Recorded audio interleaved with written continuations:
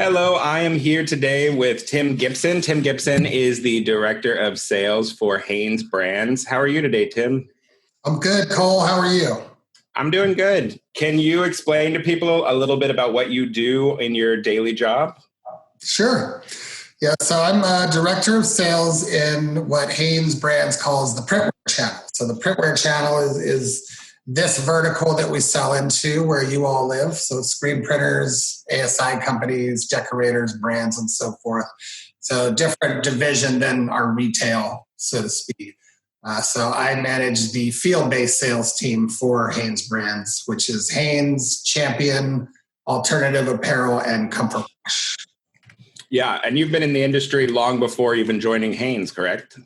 Yeah, long time. Yeah. 30 plus years. Probably longer than I can imagine. But yeah, it's been great. I still love it. So tell me a little bit about how Hanes is pivoting during this. Are you already distributing masks or are masks coming? We started early on in this pandemic. Actually, the White House reached out to us directly. FEMA, the White House task force, reached out to Hanes to see if it would be something that we would be able to do for them. Early on, there was obviously an immediate need for PPE for frontline workers.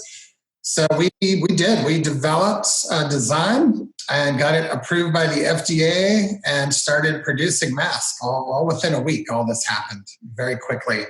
So we joined a consortium of other manufacturers in our industry to help with the production load, but it was all a mask that we designed quickly for the FDA and started producing for them. So we weren't making them available to the public and commercializing it. The goal obviously was to get these masks in the hands of people that needed them the most. So that's what we focused on.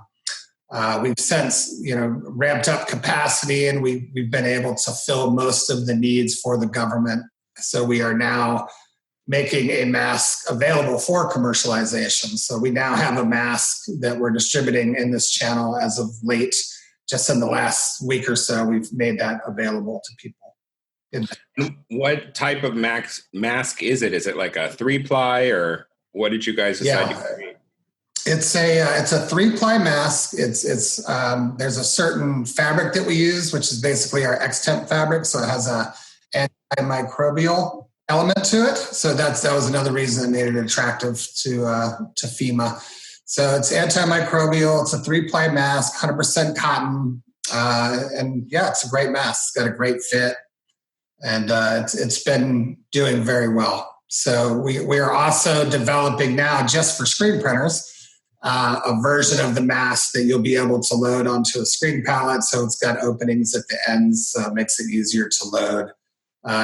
So you can also insert a filter into it. So that mask will be coming, I would say, end of June. We'll be putting that out. Oh, wow. So that'll be big enough to put like on a sleeve board? Yes. Yeah. Wow, that's smart. Yeah, because printing on these things has become a bit of a nightmare, especially the ones that are shaped. You end up having to find one little spot you can make flat. I know Action Engineering created like a hold down that you can click into your rock or your M&R. But then you're spending $1,000 or whatever on these little hold downs in the middle of your shop making no money. It's interesting. I've seen a lot, obviously have a lot of friends that are printers, and it's been interesting to see all the different ways people have found to decorate the mask, because there's variables, right? Some people don't want to use plastisol because they don't want to have to breathe through that, or they don't want that over the mouth. Some people don't want to use spray tack to hold them down because that's also got an odor to it. Right. Even on the DTG front, you can't really use pre-treat because pre-treat is a toxic substance already. But you can do whites, you can do light colors, and just use water-based ink, and it's perfectly safe for DTG. But to do darks, you would need to pre-treat it, and that's not something you want to breathe either. So it's we've been playing with DTG, doing a no pre-treat all white mask, and then whatever color they want, we're just printing it. But it looks not great. It seems like the sublimated masks are currently doing pretty well, but Yeah. And transfers. I see a lot of really cool transfers being done. Mm-hmm. So do you think that we now basically all have T-shirts on our face and that for the next year, this is going to be... Yeah, it's interesting. I was talking to another friend, and it's become like the new socks, or underwear or T-shirt for that matter. You have your T-shirt drawer, your underwear drawer, and sock drawer, and now you're gonna have masks in your sock drawer. So when you get ready in the morning, you're gonna grab your socks and your mask. It's going to become a consumable just like any other for who knows how long. Are you seeing a big drop across the Hanes brands for normal sales? T-shirts, fleece, that kind of stuff? Yeah, I mean, like everyone else, in this specifically printwear channel, we've definitely seen a decrease just because a lot of y'all are closed and limited to be able to do business. So the demand definitely dropped. I think where we've been fortunate as a company is that we have other divisions, right? So everybody still wears underwear, still wears bras, and still wears socks, even during a pandemic. So fortunately for Hanes, we have a lot of other divisions that help prop up this one and help us to get through. And online sales, we've seen a very large increase in online sales for obvious reasons. But yeah, I mean, it's been a struggle. It's been tough for everybody to stay open, to keep people employed, as you know, and it's been difficult. So there's definitely been a drop, but we've been fortunate enough to have other avenues to continue to do business. That's great. Yeah, the thing I've been seeing is that for print shops specifically, the higher the overhead and the bigger the payroll, the less likely they've been to stay open. Is that what you're seeing too? Yeah, I mean, obviously it's tougher, right? The bigger you are, the bigger your payroll, the bigger your overhead, your space, your equipment leases, everything. So I think for a lot of those folks, it's been difficult. I think a lot of them have moved to shorter staff, fewer hours, have people come in. And you got to practice social distancing. That's the key, right? You don't want to endanger anybody. And having employees feel safe, even as they're slowly starting to reopen, even here in Texas, is that, people are afraid to come to work. And some people, frankly, that are furloughed, are doing better in that scenario than if they were to come back to work. So instead of putting themselves in danger and coming back to work, they're choosing to not. So it's a challenge. It's a huge challenge, for some of these large print shops. But I feel like that most of them hopefully will get through this and have a plan to just kind of circumvent the current situation. Yeah, we had an interesting thing when we were signing. We actually got our PPP loan, and so when we were signing it, we learned that our employees can't refuse to be rehired because then they would be taken off unemployment and not get the job with us. And reading that on that contract, I was like, oh, wow. They know that people will actually make less money by working because their unemployment might have given them $3,000 and they might have been making $10 an hour before.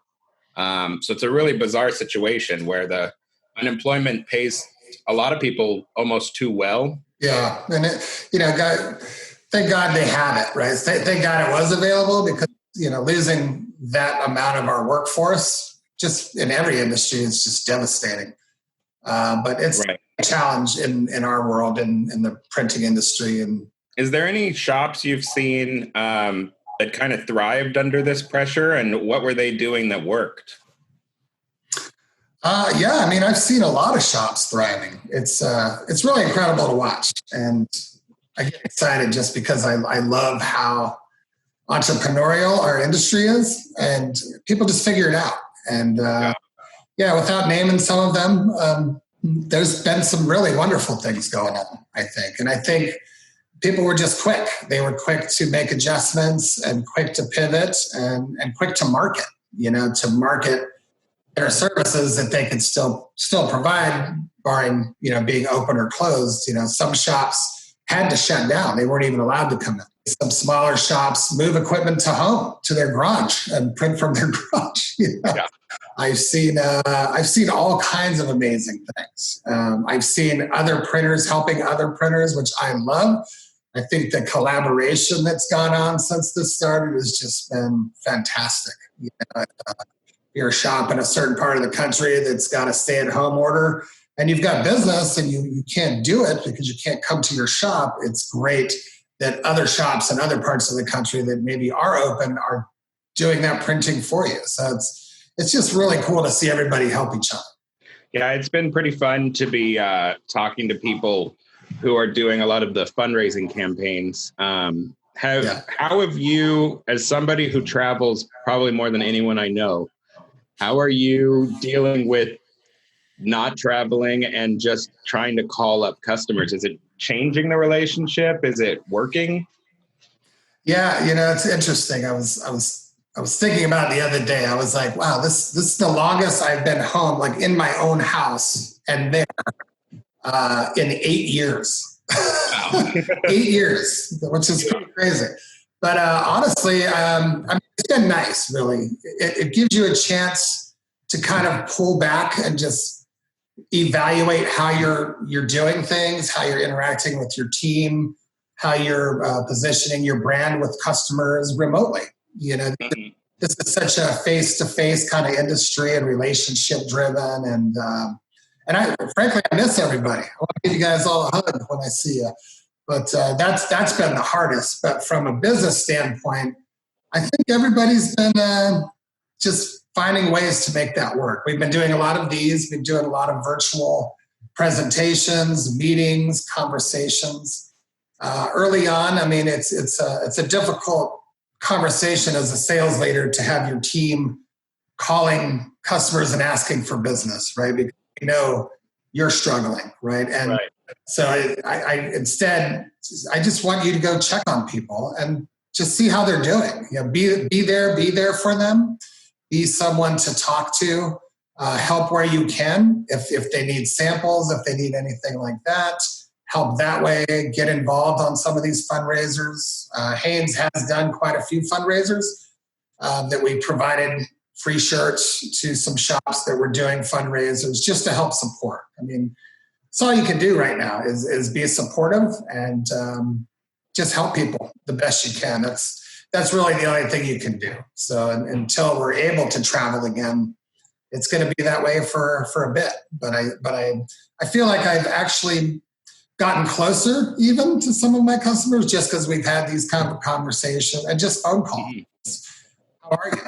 How's your family? How are you getting through this? Are you able to sustain? Is there anything I can do to help? Those are more the conversations than anything else. It's not your traditional conversation that you might have in a sales type scenario. It's more just being a friend. Mm-hmm. What have you been seeing on like the live event side? Are they expecting to be open and selling? Are they kind of just assuming they're not going to be selling merch for 4 months? Are you referring to people that specialize in like live event decorating? Yeah, we work a lot with some marketing companies, and one of them is a live event marketing company that literally is going to have like 0 sales for their entire quarter. And so have you heard anything about people preparing and actually buying inventory, or are people kind of too scared to buy inventory for live events? It's interesting. Again, seeing people that have pivoted and figured out a way around this. And mm-hmm. Instead of doing actual live events in person, I'm seeing a few people transitioning to virtual live events, right? So I know that sounds crazy because it's counterintuitive as to what it's called as a live event, but allowing customers to design their own merch. Say you're Google, right? And you have all these people working remotely, but you still want to stay connected to them with branding. So you want to maybe put a kit together that has a hoodie and a hat and a drinkware item or something, a mask, whatever it may be. I'm seeing a lot of these kits being sent out to remote teams from a corporate level. And these companies that maybe normally do live event are facilitating the decorating piece of that.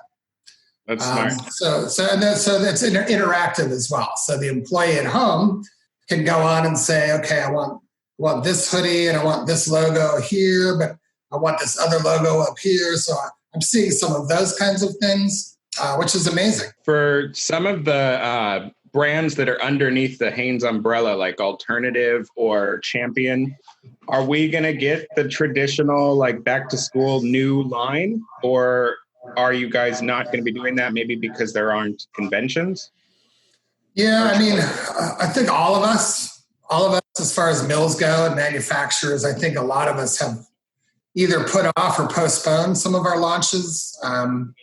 Some mills only do launches once a year anyway, so it's around the time of ISS or PPAI. Some other companies do mid-year, fall, spring, back to school. As it relates to Alternative is more of a retail brand.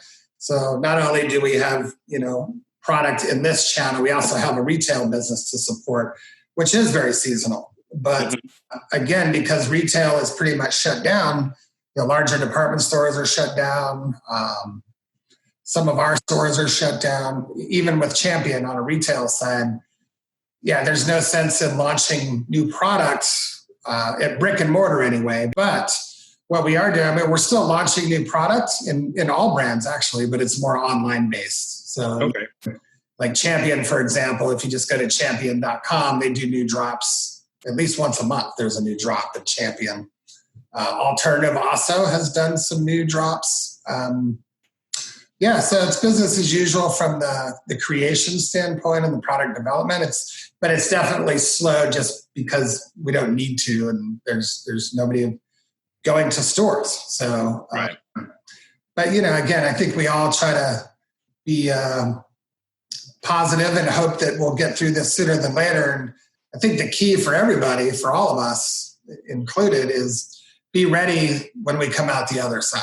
I think the people that have been active during this and realizing that you don't want to just sit around and wait, because once the switch does come back on, you want to be prepared to handle that business. And I think that's the secret. Yeah, that's great. Well, thank you so much for your time and talking with me. Yeah, you too, Cole. Always good to see you. Yeah, you too. Well, have a good day. All right. Take care.